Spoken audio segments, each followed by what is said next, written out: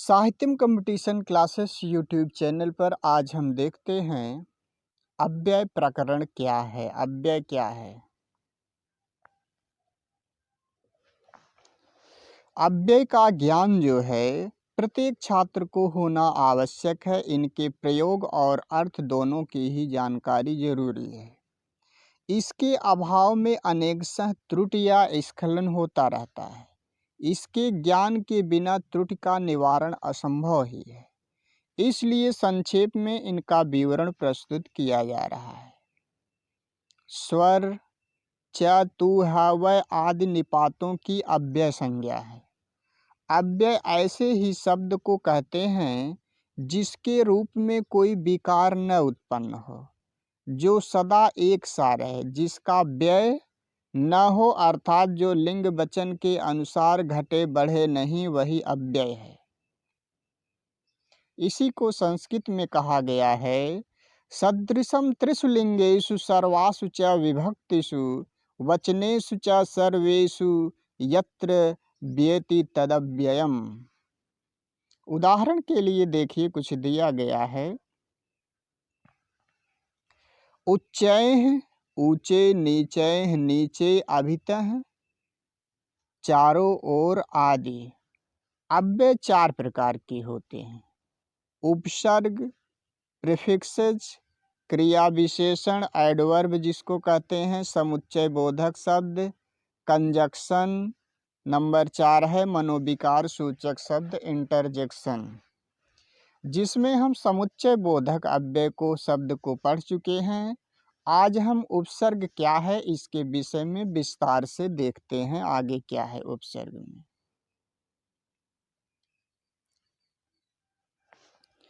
जो अव्यय धातु या धातु से बने हुए विशेषण, संज्ञा आदि शब्दों के पूर्व जोड़े जाते हैं उनको उपसर्ग कहते हैं।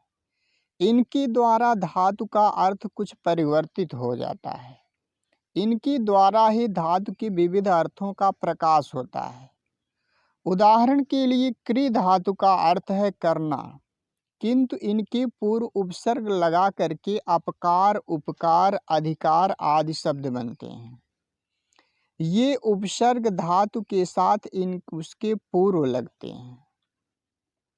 ये स्वतंत्र रूप से भी प्रयुक्त होते हैं, जैसे अहमपि, में अपि। धातु के पूर्व जुड़ने के विषय में भट्टोज दीक्षित का एतद विषय कथन इस प्रकार के है।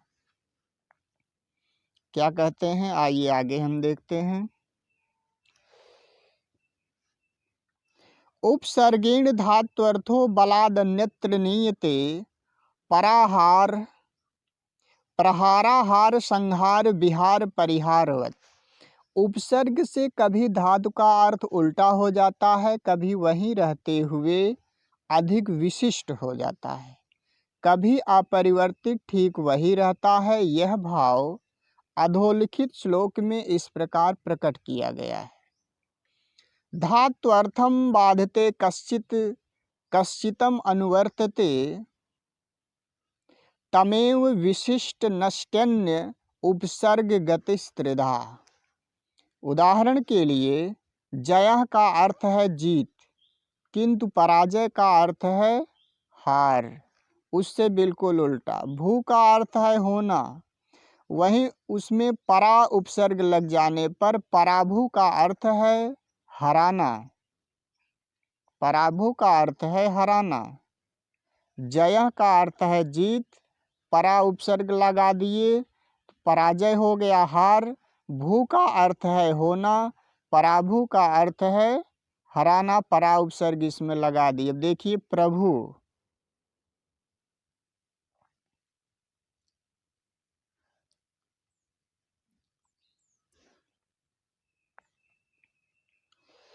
प्रभु का अर्थ है देखिए सामर्थ्यवान होना। कृष का अर्थ है खींचना, किंतु प्रकृष का अर्थ है उसी में प्र उपसर्ग लगा दिए, खूब जोर से खींचना, ऊपर की ओर ले जाना, उन्नति करना इत्यादि। उपसर्गों की संख्या 22 है। ये पाद टिप्पणी में नीचे देखिए दिए जा रहे हैं। पहले देखते हैं अति उपसर्ग के विषय में जानते हैं। इसका अर्थ है बाहुल्य, अथवा उल्लंघन होता है। जैसे अतिक्रम, सीमा का उल्लंघन, अतिनिद्रा, अत्यधिक नींद। अधि उपसर्ग, अधि का अर्थ है, उपसर्ग का अर्थ है, अधि का अर्थ है ऊपर। जैसे अधिकार, ऊपरी काम, जिसमें दूसरे व्यक्ति वश में न हो। दूसरे व्यक्ति वश में हो, वही है अधिकार। आइए अब हम देखते हैं अनु उपसर्ग के विषय में। अनु का अर्थ क्या है? पीछे, साथ। जैसे अनुगमन, अनुसरणम, पीछे चलना। अप, दूर। जैसे अपहार, दूर ले जाना। उल्टा, जैसे अपकारः, हित का उल्टा, अर्थात अहित करना। अपि का अर्थ है निकट, जैसे अपीति या अप्ययः, समीप या पास जाना, समा जाना, प्रवेश, प्रलय।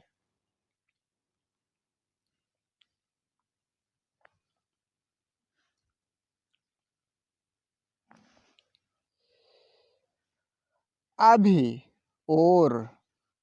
जैसे अभिगमन, गमनम में अभि उपसर्ग लगा दिए तो अभिगमनम, किसी की ओर जाना, किसी पर अभियान, चढ़ाई या आक्रमण। आओ नीचे, अवतार, नीचे आना, तार में अ उपसर्ग लगा दिए, अवतार। अवमान, नीचा मानना, छोटा समझना, उपेक्षा करना। आंग उपसर्ग आ, तक। कम, जैसे आच्छद, चारों ओर तक ढकना, आकंप, कुछ कांपना। उद उपसर्ग, उद का अर्थ है ऊपर, जैसे उद्गम, ऊपर जाना, निकलना। उत्पत, ऊपर जाना या गिरना, उड़ना। निस, बिना, बाहर, जैसे निहसार, सार रहित। निःशंक, शंका रहित। निष्क्रमणम, बहिर्गमन।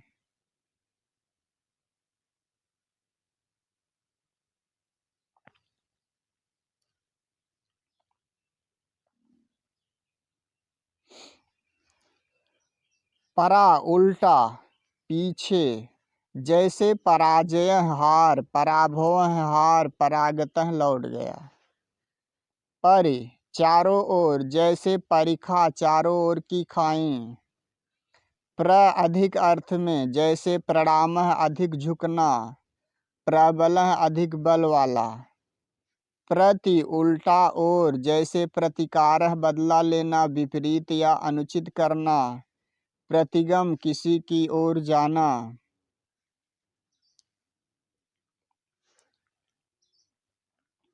22 उपसर्गों को देखिए, यहाँ पर क्रम से गिनाते हैं। प्र, परा, अप, सम, अनु, औ, निस, निर, दुस, दुर, वि, आंग, नि, अधि, अपि, अति, सु, उद, अभि, प्रति, परि, उप, एते, प्रादेय।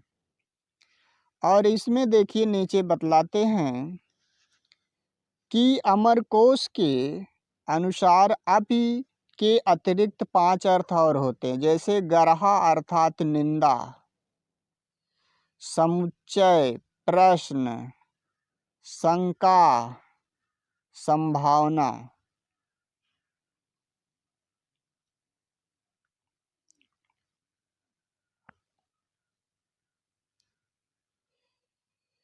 अब वि उपसर्ग के विषय में बताते हैं कि यह अत्यंत व्यापक प्रयोग वाला उपसर्ग है। इसके अनेक अर्थों में से कुछ प्रमुख ये हैं। जैसे विरोध या विपरीतता, जैसे विप्रिय है, अर्थात अप्रिय या अरुचिकर। विमुख, अर्थात परांगमुख, उदासीन। उन्मुख या विपरीत या उल्टा अर्थ। विरक्त, अर्थात अनासक्त, जो रागयुक्त नहीं है। विरत, अर्थात निवृत्त, जो रत या संलग्न न हो। पहला क्या है? विरोध या विपरीतता। दूसरा देखिए विशिष्टता अर्थ है। जैसे विचित्रम, अर्थात रंग बिरंगा, चितकबरा। विशेषण चित्रमिति विचित्रम। विचक्षण का अर्थ है, देखिए वि उपसर्ग, विशेष अर्थ में विचक्षण का अर्थ है पारखी, पारदर्शी, दूरदर्शी, मनीषी। विभुः अर्थात सर्वव्यापी, भू सत्तावाचक धातु है यहाँ पर।